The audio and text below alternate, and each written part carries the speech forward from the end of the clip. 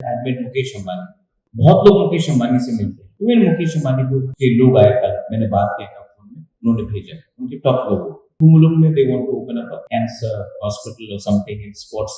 मैंने उनको एक ही बात कहा, I want in sports an Olympian from Tripura. Now many people say, मैं तो न्यूज में पढ़ते रहता हूँ, प्रज्योत तो कम्युनल है, बंगाली के खिलाफ है। मैंने सबसे पहले एग्जाम्पल दिया दीपा कर्माकर। मैंने कहा अगर उसका अच्छा ट्रेनिंग होता तो वो 4th पोजीशन नहीं टॉप पोजीशन में आती। थोड़ा सा उनका चूक गया, लेकिन थोड़ा सा अच्छा ट्रेनिंग होता, फैसिलिटीज होता तो she would have become gold medal. It will be proud for all of us. क्योंकि मैं जानता हूँ कि स्पोर्ट्स में आप सिर्फ कम्युनिटी को डेवलप नहीं, आपको रीजन को डेवलप करना।